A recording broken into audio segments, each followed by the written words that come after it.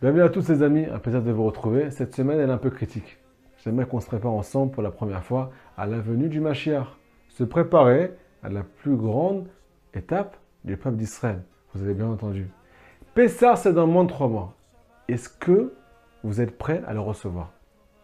Imaginez-vous que c'est vrai. Alors, Chaz v'Shalom, j'ai envie de vous dire, entre guillemets, on est dans la zut. On a tellement de choses à changer, tenue vestimentaire exigée. Une bouche qui est avec un peu moins de la shonara, un cœur qui est un peu plus pour son prochain que pour soi-même. L'étude de la Torah rajoutait des mérites pour le peuple d'Israël. Beaucoup plus d'amour pour le peuple d'Israël. Les amis, on a plein de choses à faire. J'aimerais qu'on se prépare ensemble dans ce cours pour pouvoir faire de la place dans notre cœur et pour ne pas regretter Chaz v'Shalom s'il arrive. Comme vous le savez tous, quand il est là, les compteurs sont bloqués. On ne peut plus faire teshuva. Et même si on peut encore un peu évoluer, on n'aura pas le même mérite que ce qu'on fait aujourd'hui dans la difficulté. Tous ces efforts qui sont faits par tout le peuple d'Israël pour protéger le peuple d'Israël, malgré que c'est tellement difficile pour nous, ça fait tellement de bruit dans le ciel. Et c'est des mérites infinis quand le roi Mashiach va arriver. Avant tout, ce cours est dédié, les amis, à quelqu'un qui m'est très cher, Anthony Shmuel Ben Sultana. Que tous ses ennemis s'annulent devant lui et que toutes les brachot de la Torah rentrent dans sa maison, Rabotai. Sans exception. Qu'il soit béni de toutes les brachot et merci pour ton soutien. On commence doucement, doucement, les amis, de qui on va apprendre ce changement intérieur. C'est tellement difficile de tourner la page dans notre vie et d'évoluer. De qui on peut apprendre à beauté? C'est qui le meilleur exemple dans la Torah? Le plus grand exemple dans la Torah? Vous n'allez pas me croire, mais il n'est même pas juif. Deuxièmement, il n'est pas coach. Ce n'est pas un coach qui va t'aider avec des nouvelles solutions, avec des chidushim pour changer ta vie et changer ton mode de fonctionnement. Il est prêtre. De qui il s'agit? Vous l'avez tous compris, il s'agit de Yitro. Yitro le converti, mais qui a mérité une paracha pour lui tout seul dans la Torah. Ce que le plus grand prophète d'Israël, Moshe Rabbeinu, n'a pas mérité. Pourquoi c'est lui qui a mérité Rabotai? Deuxième question. Le don de la Torah, dans quelle paracha il est? Il est aussi dans la paracha de Yitro. Quel rapport entre Yitro et le don de la Torah, les amis? Écoutez la réponse. Il y a marqué dans le pasuk, Vaishma Yitro. Yitro l'a tout simplement entendu. C'est ce qui nous manque aujourd'hui. On entend tellement d'événements, tellement de miracles, et aussi tellement de souffrances, mais on n'arrive pas à bouger. Mais Yitro, quand il a entendu tous les miracles dans le peuple d'Israël, et aussi toutes leurs souffrances, eh bien, il y a marqué dans le Midrash, Vaishma Uba. Il est aussi venu. C'est le seul qui s'est converti. Tous ses copains prêtres, tous ses fidèles, ils sont restés au même endroit. Mais lui, il a décidé de devenir juif. Il est passé à Botaï, du froid au chaud. Il n'a jamais mangé des boulettes chez sa grand-mère. Il n'a jamais fait kidouche le vendredi soir. Mais pourtant, il a tout changé dans sa vie. De quoi ça dépend à Botaï? De l'écoute. L'écoute dépend du cœur. Combien de place tu as dans ton cœur pour pouvoir aspirer au changement. Et c'est pour ça en fait qu'il a reçu la Torah dans sa paracha. Comment on peut recevoir à Botaï la volonté de Dieu dans notre cœur? Tout simplement quand on a de la place dans notre cœur. Quand on en aura étendu. Des fois, tu écoutes un cours de Torah, il sort de l'autre côté. Pourquoi? Parce que tu n'es pas prêt.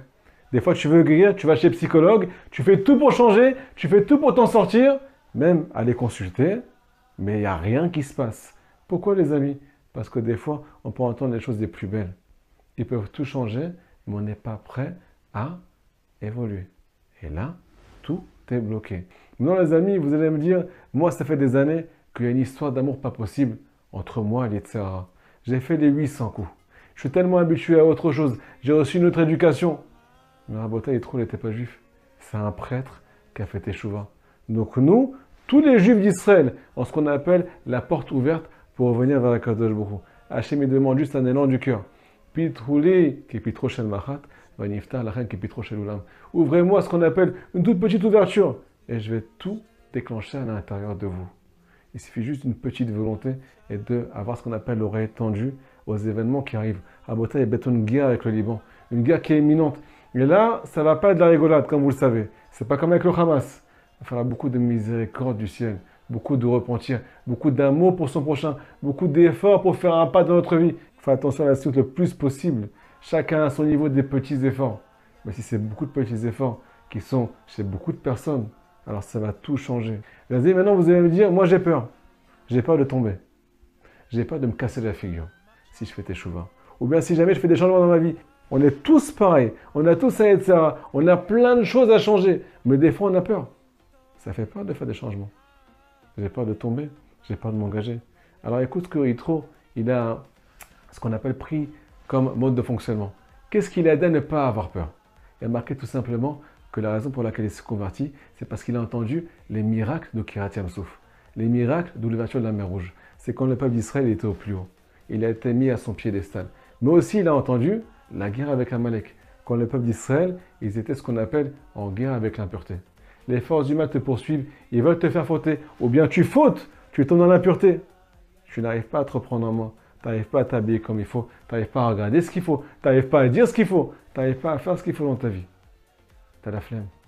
Et bien, Yitro, il a entendu que, en fait, on peut être au plus beau, en plus haut, et on est les plus beaux, ou bien on peut être au plus bas, et on peut être les plus sales. C'est ça le peuple d'Israël. Écoutez les paroles de Rabbi Nachman. Une fois, il est entré dans un mariage, et là-bas, il y avait un pitre. Ce pitre, il faisait rire tout le monde. Pourquoi? Parce qu'il se déguisait une fois en curé, et juste après, il changeait ses vêtements en rabbin. Rabbi Nachman, il a dit, vous rigolez tous. Mais c'est ça le juif. Pam galar, pam malar. Des fois, c'est un prêtre, pas à l'extérieur, tu as la kippa, tu as la kissou roche, tu t'habilles comme il faut, tu fais attention, tu pries, ainsi de suite. Mais à l'intérieur, à chemichement, qu'est-ce que tu peux ressentir? Les désirs que tu as. Des fois, des choses qui se réveillent à l'intérieur de nous, on ne sait plus qui on est. Mais juste après, si tu ne fais pas cœur avec ton cœur, tu ne fais pas un sur image, tu peux devenir, juste après, en mode rabbin. C'est quoi un mode rabbin? Avec le cœur qui s'appelle le cœur d'un juif pur. L'envie d'évoluer, l'envie de faire des pas pour le peuple d'Israël, l'envie de rajouter des télim chaque jour pour protéger le peuple d'Israël, l'envie de faire des pas dans ta vie pour pouvoir faire changer l'histoire du peuple d'Israël. Ça, c'est juste après. Les amis, si on est d'accord de pouvoir se casser la figure et comme notre orgueil de côté, comme dit le Baal Tanya, si jamais tu es triste quand tu fautes, c'est parce que tu as de l'orgueil qui explose à l'intérieur de toi. Mais si jamais tu mettais ton orgueil de côté et que tu acceptais de te casser la figure, alors tu pourrais arriver à faire ce qu'on appelle une teshuva complète. Hachem, il attend une seule chose de toi, que tu sois comme les soldats de Tzahal aujourd'hui, qui partent au combat, même s'ils ne savent pas s'ils vont réussir. Peut-être qu'ils ne vont pas avoir la victoire. Peut-être qu'ils vont mourir au combat. Ce n'est pas ton problème si tu réussis. Les amis, c'est possible pour tout le peuple d'Israël. Akadosh Baruch Hu attend une seule chose de nous. Des efforts à notre niveau et un petit changement pour pouvoir tout changer. Si on fait ce qu'on a à faire, il ne pourra rien nous reprocher. On n'aura pas honte quand Mashiach va arriver. Shabbat Shalom les amis, faites passer ce cours s'il vous plaît, le plus possible. À très bientôt.